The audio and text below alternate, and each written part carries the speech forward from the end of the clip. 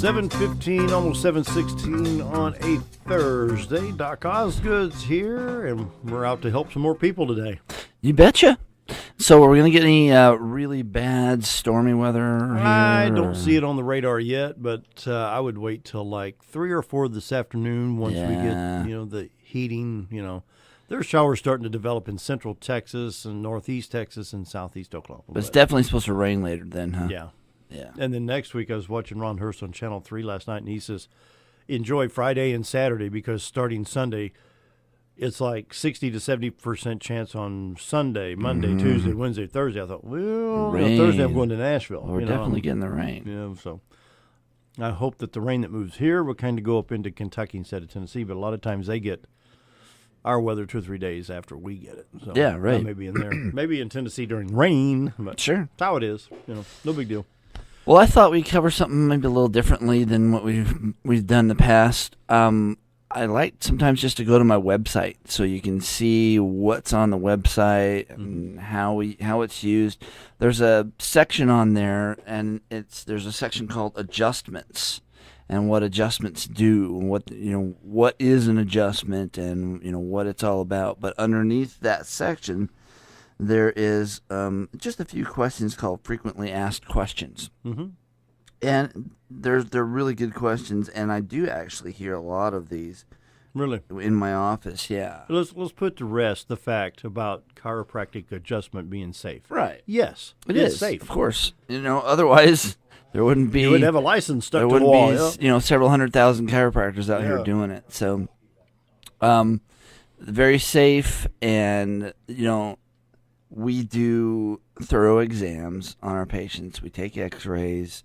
I believe x-rays are important, actually, in order to see detail, see what is functioning inside, see how much disc degeneration you have, how healthy everything looks. And so let me interject right here. When I was in there for the first time, you had the x-ray on the reader, the backlight, the skeletal model on the desk, and you're able to show, okay, this here to this here. Right. So I could see my x-ray.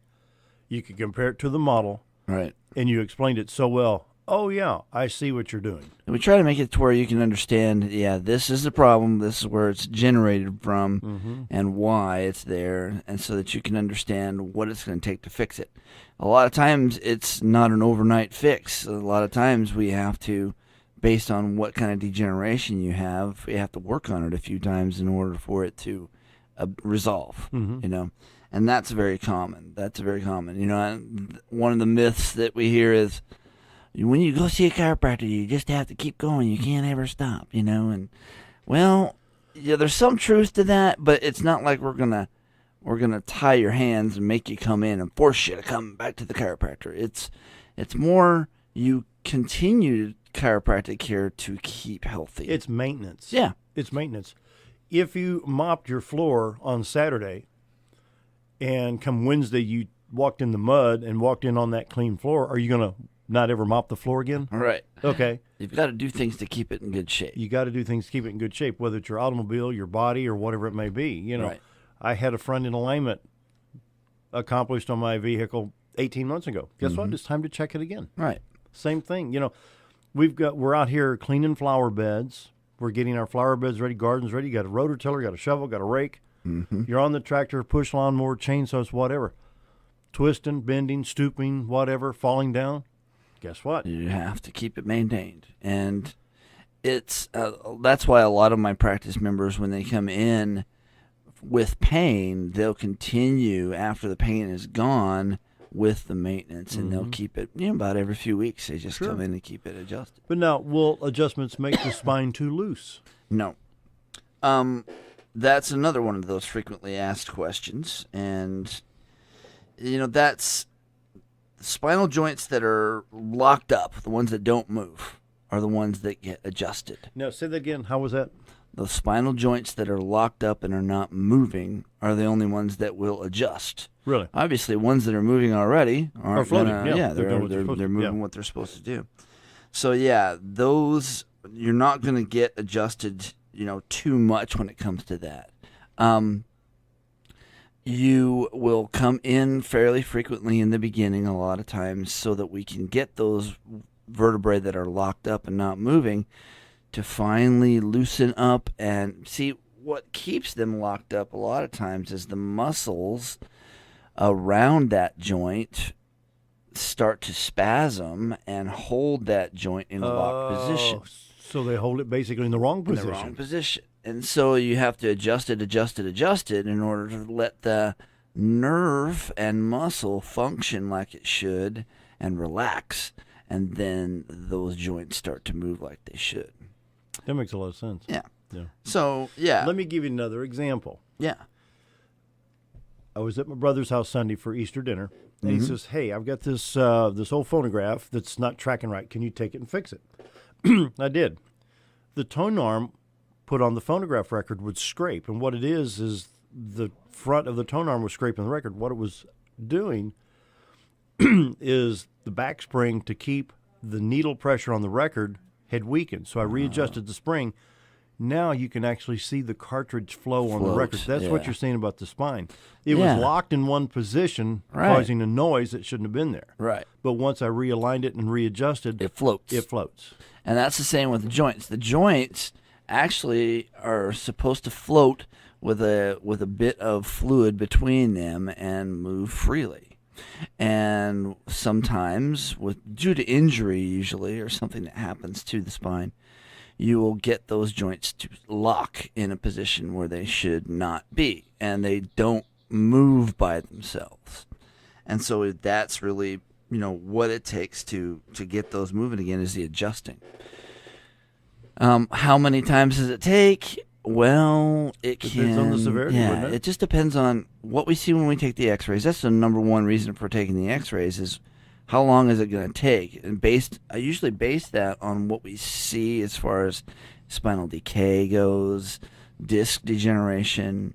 What it will take is usually based on how bad those particular problems are. And then, like with kids, we talk about young kids who come in with sports injuries, things like that. They resolve fairly quickly because they're so young. And like your son who came in with a problem, we adjusted him, in good shape after that. So some people adjust and get better right away. Yeah, I mean, he'd been through what the MRI or CAT scan, one of those, put him in the tunnel, was in and out of the hospital checking this and that, spent thousands of dollars. Right. One trip in and out, he came out with the biggest smile on his face, pain-free. Right. And unbelievable. And some people are adjusted once and they're just fine. Some people take several visits in order to get to where it is stable. What we want to achieve stability when it comes to, so that you don't go away from the chiropractor's office and then it just comes right back. And that's another reason for maintenance too. Maintenance helps with stability too. Yeah, we talked about the next one last week, newborns getting adjusted. Yeah, we talked about pregnancy and what... And that made a lot of sense. Right. That was a good discussion on that. But when a newborn is born, there's stress on the newborn to get from the womb. And so, especially if that head's pulled on at all, which sometimes they have to, and that, can really misalign vertebrae in that baby's neck. And I have adjusted my kids. I have 3 kids. I've adjusted them from the day they were born, basically. And they continue to get adjusted once a week with my kids. So it's one of those things that with things that happen with newborns, you get colic, you get things that occur like that when you adjust the spine and you make sure it's functioning like it should, a lot of those newborn problems ease off and go away. Like, what about post-birth for the mother? Yeah, post-birth, we talked about that a little bit too, is remodeling of the pelvis. It happens after the birth. And so when you can get adjusted during that process, it really makes sure that the alignment is achieved of the pelvis and the spinal bones. Everything's in the right position, everything's working like it should, and you don't have very much pain as you would have maybe if it wasn't aligned properly. So, yeah, all that can be taken care of. Next thing on the list, can I adjust myself? There are people who can twist and pop certain bones. But is it doing it properly? Right. It's not adjusting vertebrae that are really stuck. It's what you're actually getting adjusted is, and what you're actually moving is bones that are maybe a little hypermobile. They move a little too easy. And so they'll just pop every time you turn. Kind of like my neck when it'll just pop. I told you a couple of weeks ago, I turned this way and pop, and turn this, pop. Mm-hmm. Went in and had adjusted. I think it was in 3 times on that, and it's fine. It's fine. And there's just certain vertebrae that might pop a little bit too easy or might move a little bit too easy, and that's not necessarily an adjustment. It's just that those vertebrae can be a little hypermobile. They move a little too easy. So, next one. What does an adjustment feel like? It feels good. I tell you what, there's nothing for me. There's nothing like a good adjustment. Yeah. Man, you just feel so relaxed afterward, and you can feel like you can stand up straighter. You feel like you're taller. You feel like everything is just functioning like it's supposed to again. Yeah. And you basically feel like the nervous system just got a recharge, and that's how it feels when you're adjusted. Real quick, isn't some back pain normal? Some, you can have some pain, and it be. I would say no pain is completely normal. There's always something that's triggering that pain, and if you can find the source of it, that's really what it's all about. And that's what we try to do. So typically when it comes to the spine, the source of the pain is misaligned vertebrae or vertebrae that is putting too much pressure on nerves in the area and causing tension, muscle tension. So, yeah. How about, this is a good one I like. Can you have adjustments after back surgery? Sure. Of course. And in fact, I think that'd be beneficial. It's highly recommended. Yeah. Because above and below the surgery gets overworked, because especially if you've had a fusion in one area, the other ones get overworked, and then they get inflamed, and then you get problems with those. So those need to be adjusted. Yeah, you have to wait a few months for to heal up. But then after it's healed, there's no problem with adjusting around surgery like that. It's in fact, highly recommended. Real quick, location and phone number so people can get a hold of you. It is Mountain Home Family Chiropractic, right across the street from Affordable Insurance and Centennial Bank, right up the street from here, right on Highway 62. And it's 425-4424. The website that we've been looking at is mountainhomechiro.com. A lot of good info on there. You can become a practice member where you can get emailed a newsletter every month, and there's a lot of good information in there too. Dr. Osgood helped me, and I guarantee he can help you. Give him a call today, 425-4424. Time for the news. Be right back.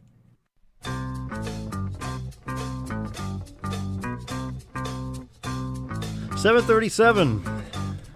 Doc Osgood at mic number 2. And we got Billie Collins here, University of Arkansas Cooperative Extension 4-H agent today. Welcome. Good to see you. Thank you. Thanks for having me. Been a while. It has. What's going on in 4-H these days? Well, this weekend, Friday and Saturday, we're having the Baxter County 4-H rabies vaccination clinic. Oh, yeah. It's time for that again, isn't it? It is. Did you get your rabies shot, Doc? I need to go get my rabies shot. Me too. I probably need it. That way we don't hurt anybody with this biting satire around here, right? That's right, exactly. So what's the schedule for the rabies clinic? Well, all the veterinary clinics here in Mountain Home area are participating on Friday from 2 till 5 and Saturday, April 11th, 8 till noon. And basically Saturday is just their regular office hours. And I'll go through the list of the clinics that are participating. All Creatures Veterinary Hospital, Dr. Rob Connor on Highway 62 West, and then his other clinic on 62 Northeast is also participating. The Animal Health Center with Dr. Donna Cook on Highway 62 Northeast. Baxter County Animal Clinic, Dr. James Snodgrass on Bomber Boulevard. The Vet Clinic Incorporated, Dr. Sarah Smith on Coley Drive. And then Spring Park Animal Clinic, Dr. Scott Smith on Highway 201 North are participating. And the vaccinations are $12 per pet, and $2 of that is going to the Baxter County 4-H program. And you can get other shots, but they're not included in the Special. the special. But just kind of go up there and tell them if you want more than just rabies, get whatever shot you want. Well, cool. I've updated my 2 dogs that I've got, but I'm sure there's a lot Mine's of folks doing out May there. 5th. He goes in May 5th. I'm sure there's a lot of folks out there that would benefit from being able to do that, and 4-H gets some money from it too, so that's good.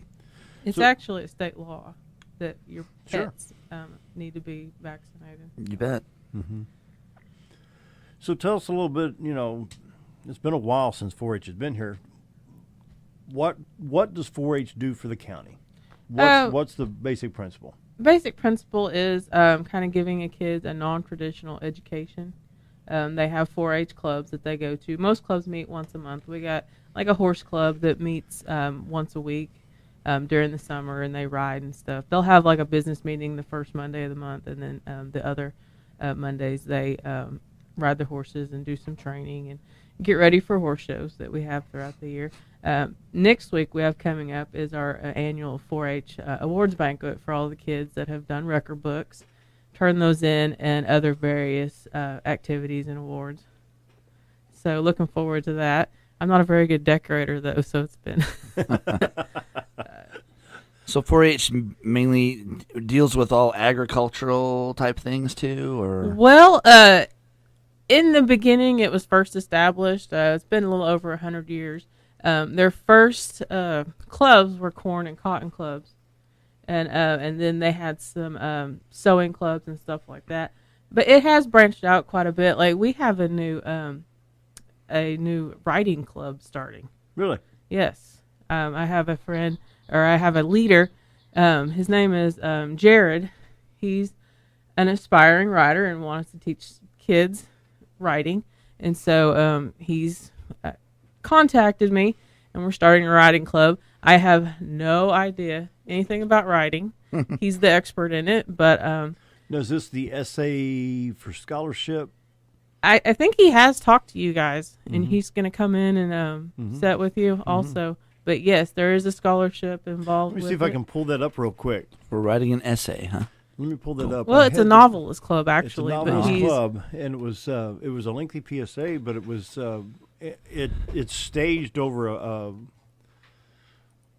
year and a half period. Let's see if I can find it here real quick. I believe so. I've got kids signing up for it every day. I have a kid that fills out all the paperwork, so I'm pretty excited about it. Like I said, I have really no idea anything about novelist or writing, but he's kind of the expert, and it's kind of a new adventure for us in 4-H. That sounds pretty cool. We do have a lot of livestock projects. Mountain Home in Baxter County is kind of it's still a rural area, Right. so we have a lot of kids that have pigs and chickens and all that. But we branched out. There's robotics in 4-H also Is now. there really? I didn't know that. So yes, so just about anything that you do can be a 4-H project. Yeah. A lot of it is kind of self-study, and we encourage parents to get involved with their child's projects and kind of make it a whole family activity, really. Sure. Well, that would be good for families just to get together with something like that to have something to do together. Yeah, and once a month, the 4-Hers, they have their club meetings, and that gives them an opportunity to do public speaking and standing up and do some leadership. Yeah. It's very important to, those skills that will last you a lifetime, too, because if you know how to get up and talk in front of somebody, it makes a big difference. Even being on the radio. Definitely. You don't have a... Here's what was sent to me about the 4-H Teen Novelist Scholarship. It says it's offering a free novel writing program to help teens express themselves positively, overcome the fear of writing, and earn scholarship money for college or trade school. Volunteer mentors will guide students through the novel writing process during summer meetings on Saturdays starting June 6th, as well as online through the fall semester. Contest judging will take place during the spring 2016 semester. Scholarship money will be raised via business sponsorship and back-to-school fundraisers. The sign-up period runs through April for students and sponsors. Prospective mentors and contest judges will have time to volunteer.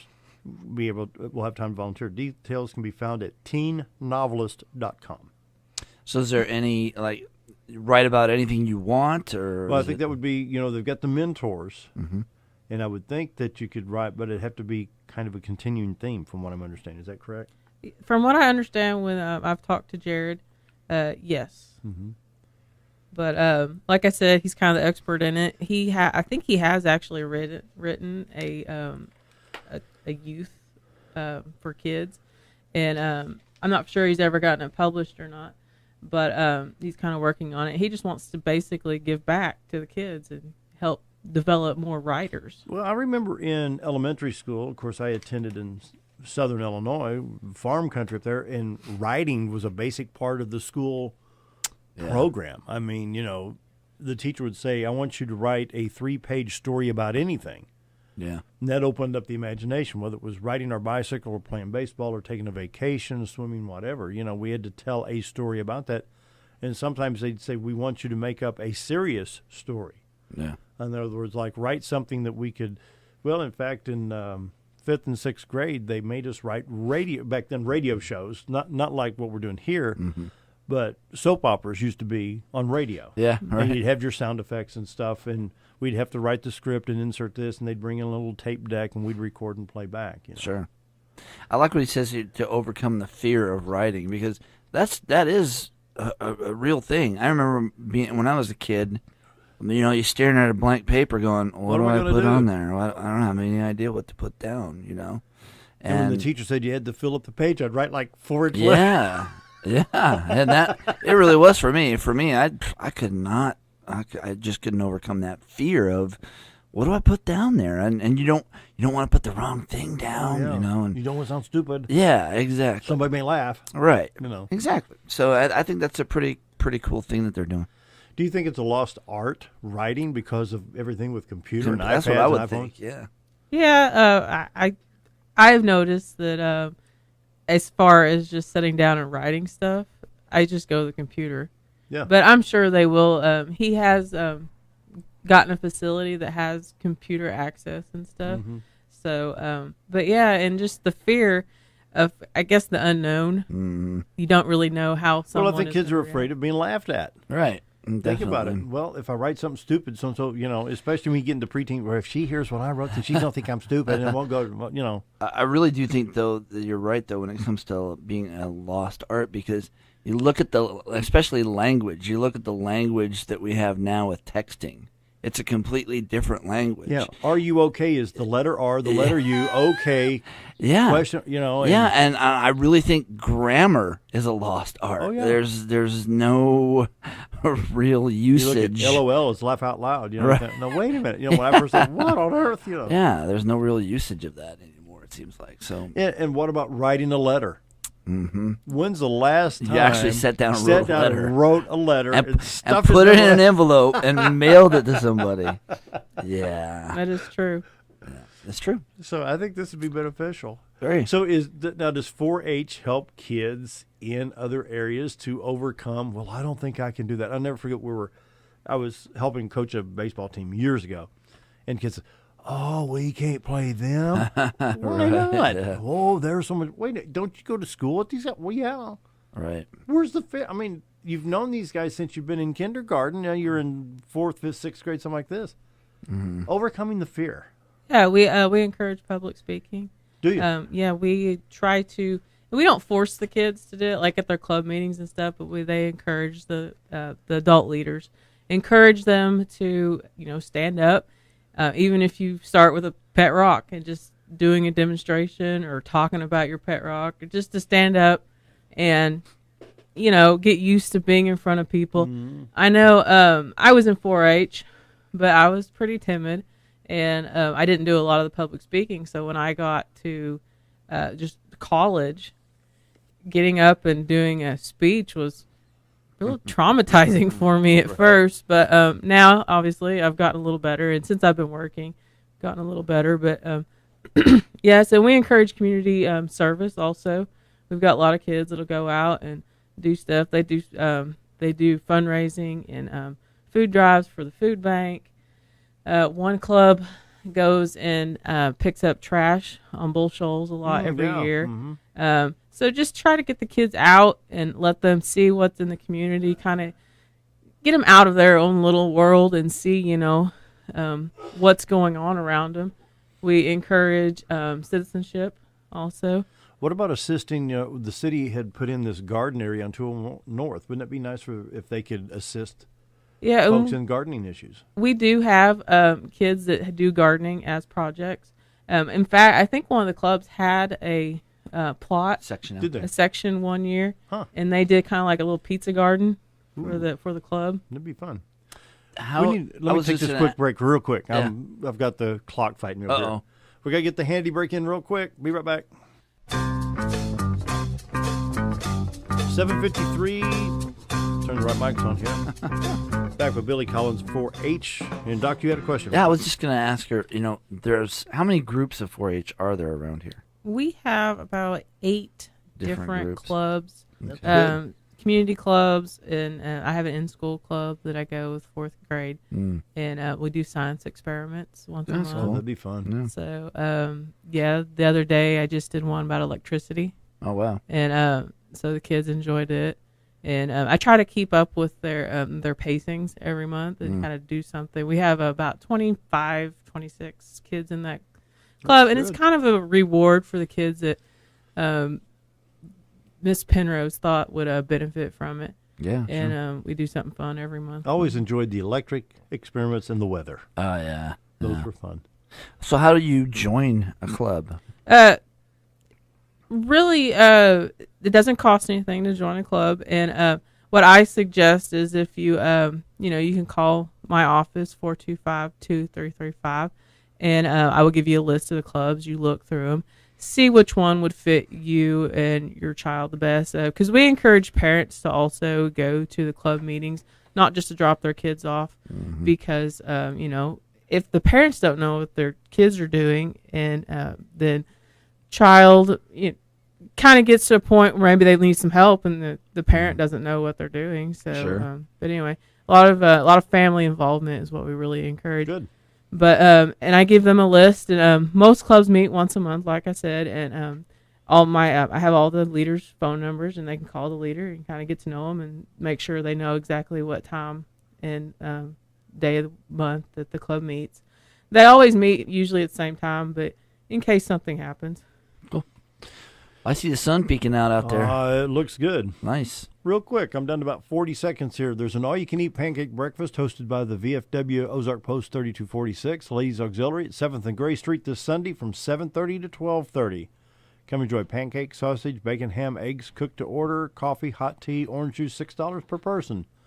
And that's on 7th and Gray Street at the VFW Post.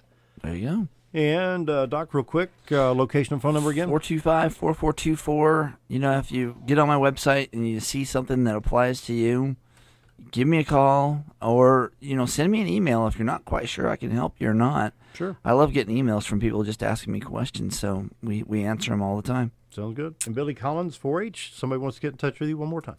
Our phone number is 425-2335, and don't forget about our rabies clinic this Friday and Saturday. Sounds good. That wraps it up. Time for the Rush Morning Update, followed by Glenn Beck. We'll see you tomorrow. Stay dry, everybody.